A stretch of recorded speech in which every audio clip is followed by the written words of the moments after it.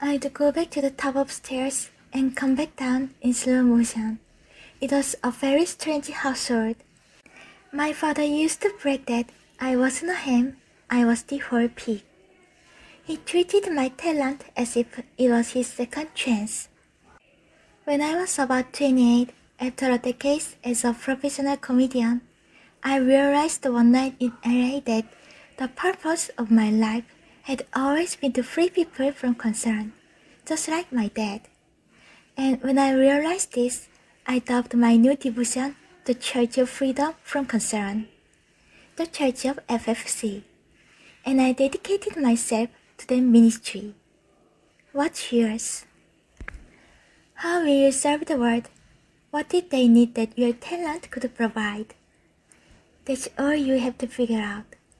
As someone who's done what you're about to go and do, I can tell you from experience, the effect you have on others is the most valuable currency there is.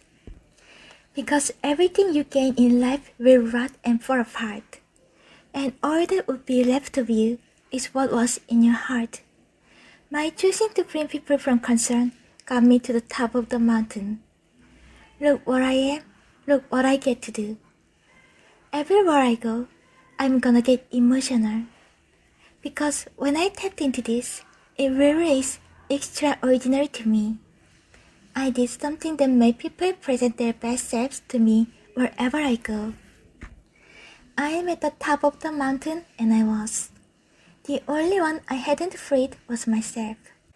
And that's where my search for identity deepened.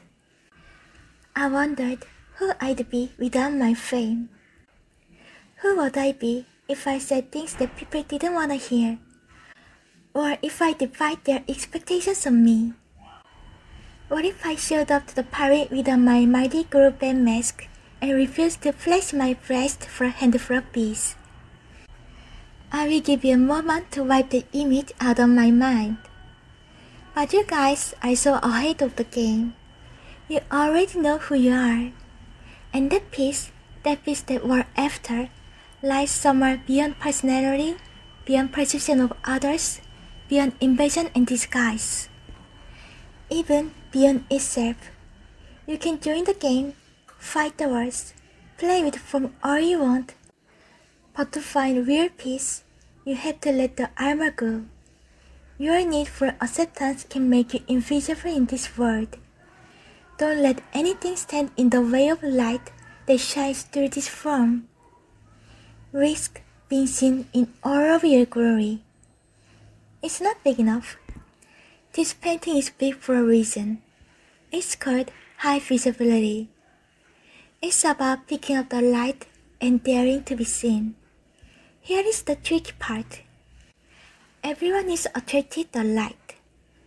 The party host up at the top who thinks unconsciousness is bliss, and is always offering to drink from the bottles that empty you.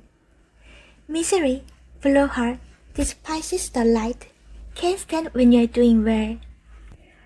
Wishes you nothing but the worst.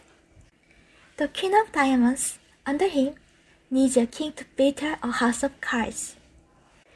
And the hollow one, down bottom there, will cling to your leg and say, "Please don't leave me behind, for I've abandoned myself."